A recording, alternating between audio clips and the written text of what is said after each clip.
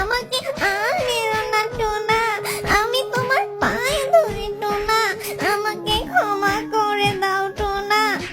আজকে আমার শরীরটা খুব খারাপ টোনা। টোনা, এ তুমি কাকে নিয়ে এসেছো? ও এটা এটা আমার বিয়ে করা বউ। তোমার বউ মানে? আমি তো তোমার বউ। তাহলে এই মেয়েটা তোমার বউ কিভাবে হয় বলো তো? এই খবরদার, কোনো কথা না। তোকে এতদিন ধরে আমি বিয়ে করেছি, আজ পর্যন্ত আমাকে একটা সন্তানের মুখ দেখাতে পারলি না। মুখ পরি কথাকার, তাই আমি ঈশিতাকে বিয়ে করেছি। হো আমাকে এবার সন্তানের মুখ দেখাবে। এখন দাঁড়িয়ে দাঁড়িয়ে না থেকে ভিতরে যা, আমাদের খাওয়া দাওয়ার ব্যবস্থা কর। ও আচ্ছা, আমি এবার সবটুকু বুঝতে পেরেছি। এরপর টুনি কাঁদতে কাঁদতে ঘরের ভিতরে যায়। টুনা আর ঈশিতার জন্য ঘর সাজিয়ে দেয়, ফুল দিয়ে সুন্দরভাবে তাদের বিছানা সাজিয়ে দেয়। কিছুক্ষণ পর টুনটুন এক গ্লাস দুধ আর কিছু ফল নিয়ে আসে। টুনটুনকে দেখে ঈশিতা বলে, এই টুনা, ও কেন এসেছে এই ঘরে? আসলে ছোট, বিয়ের পর অনেক নিয়ম কারণ আছে, তাই না? সেগুলোই তোমাকে শিখিয়ে দিতে এসেছি। আর সেই কখন না কখন তোমরা খেয়েছো, তাই তোমাদের জন্য কিছু খাবার নিয়ে এসেছি। তোমার মতন অলক্ষীর কাছে আমি কোনো নিয়ম কারণ শিখতে চাই না। এগুলো এখানে রেখে চলে যাও আমার ঘর থেকে, বের হও। টোনা, আমাদের ঘর থেকে ওকে এখনই বেরিয়ে যেতে বলো। তুমি তো আমাকে এনেছো সন্তানের মুখ দেখার জন্য। প্রথম দিনই যদি এই অলক্ষীর মুখটা আমি দেখি, তাহলে আমি কিভাবে সন্তান জন্ম দিব বলো তো? এই টুনটুন, তোর কানে কি কোনো কথা যাচ্ছে না? যা, বেরিয়ে যা এখান থেকে।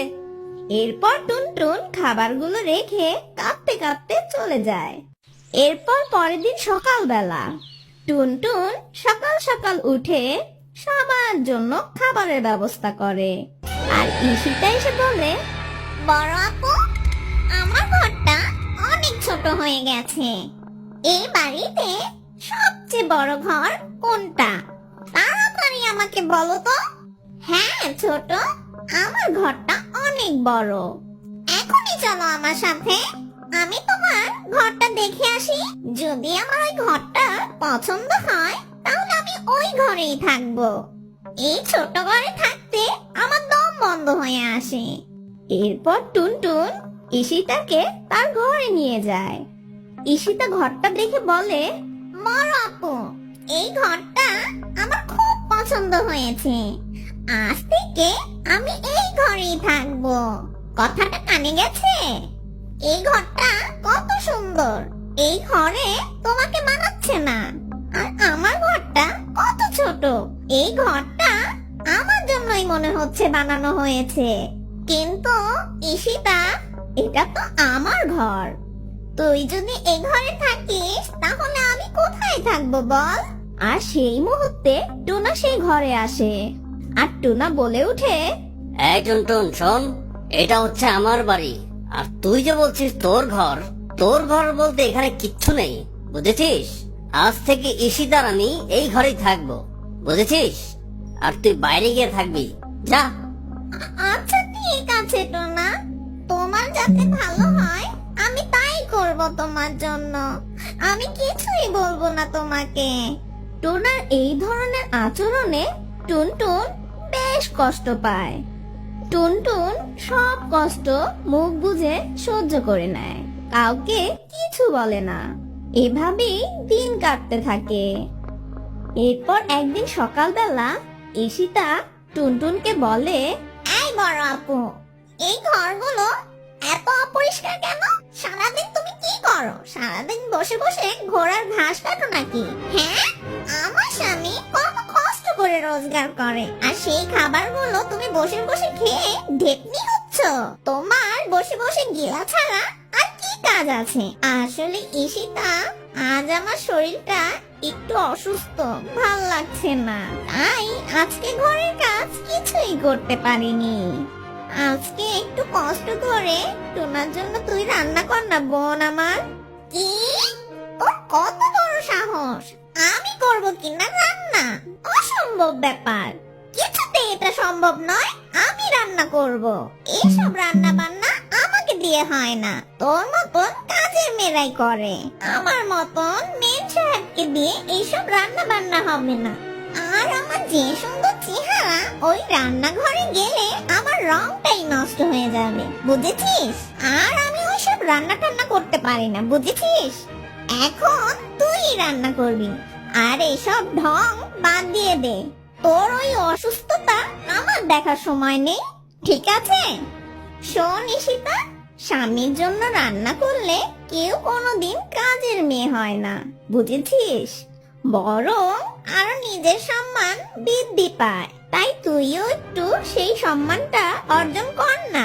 আমি যদি এ বাড়ি থেকে চলে যাই, তখন তো তোকেই সব রান্না বান্না করতে হবে, তাই না বল? আমি বলেছি রান্না করতে পারবো না, অতএব পারবো না। আর তোর এই ভেতরা পেঁচাল আমাকে শোনাস না তো, যা এখান থেকে। আর তোর এই জ্ঞানগুলো তোর কাছেই রাখ। আর তোকে আমি বলে দিলাম, আজকে তো না বাড়ি আসো, আর তোকে কি মজা দেখাই তাই দেখবি। আমাকে জ্ঞান দেওয়া ছুটিয়ে দিব তোকে। সেদিন তুমি খুব অসুস্থ ছিল, তাই ঈশিতার কথা কান্না দিয়ে খুব অসুস্থ থাকায় সে ঘুমিয়ে পড়ে। আর বেশ কিছুক্ষণ পর টোনা বাড়ি ফিরে আসে। আর ঈশিতা টোনাকে বলতে লাগলো, টোনা, ও টোনা, এই দেখো তোমার আদরের বড় বউ আছে না, আমাকে আজকে অনেক মেরেছে। আর কত কথা যে আমাকে বলেছে। তোমার জন্য আমি রান্না করতে রান্নাঘরে গিয়েছিলাম, সে আমাকে রান্না করতেও দেয়নি, এমনকি তোমার জন্য সে রান্নাও করেনি। ওই দেখো কেমন শুয়ে শুয়ে কি আরাম করছে। কি যে মার মেরেছে আমাকে, আমার হাত পা ভেঙেই ফেলেছে টোনা। টোনা ঈশিতার মিথ্যে কথাগুলোই সত্যি মনে করে, আর টুনটুনের কাছে কিছু না শুনেই ঘুমন্ত টুনটুনকে খুব মারা শুরু করে। টোনা টুনটুনকে মারতে মারতে ক্ষত বিক্ষত করে দেয়। টোনা, আমাকে আর মেরো না টোনা, আমি তোমার পায়ে ধরি টোনা, আমাকে ক্ষমা করে দাও টোনা। আজকে আমার শরীরটা খুব খারাপ টোনা, আমি তোমার কাছে মাপ চাই টোনা, আমাকে মেরো না টোনা।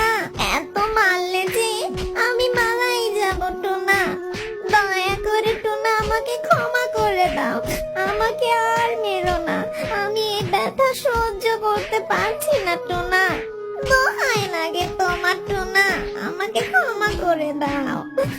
এরপর টোনা টুনটুনকে মার থামিয়ে সে ঈশিতার ঘরে চলে যায়। আর ঈশিতা টুনটুনের কাছে এসে বলে, বড় আপু, বড় আপু, মজাটা কেমন লাগলো দেখলে কি না? আমাকে জ্ঞান দেওয়া শাস্তিটা খুব ভালো হয়েছে। আর কোনোদিন আমাকে জ্ঞান দিবে? যত সব ফালতু টুনি, আমাকে নাকি জ্ঞান দিবে? থাকো এখন, পরে মরো তুমি। এই বলে ঈশিতা টুনটুনের ঘর থেকে চলে যায়। আর টুনটুন সারা রাত কান্না করে রাতটা পার করে দেয়। এভাবেই বেশ কিছুদিন কেটে যায়। এরপর একদিন সকালবেলা আর ঈশিতা এসে বলে, বড় আপু, আমার মাথাটা খুব ব্যথা করছে, কড়া করে এক কাপ চা করে দাও তো। টুনটুন অন্য কাজ করছিল বলে ঈশিতার কথাটা শুনতে পারেনি। কিছুক্ষণ সময় পার হওয়ার পর ঈশিতা রেগে এসে চুলা থেকে একটি আগুনালা কাঠ নিয়ে টুনটুনের পিঠে লাগিয়ে দেয়। আর টুনটুনের বেশ খানিক জায়গাটা পুড়ে যায়। টুনি কাতরাতে কাতরাতে সেখান থেকে ঘরে চলে যায়। এদিকে টোনা ঘরে ফিরে আসে। আর ঈশিতা টোনাকে দেখে বলতে লাগলো, জানো তো টোনা, আজকে বড় আপুর কাছে একটু চা চেয়েছিলাম, আমাকে চা না দিয়ে লাঠি পিটা করেছে। আর আমাকে বলে কিনা নিজে চা বানিয়ে খেতে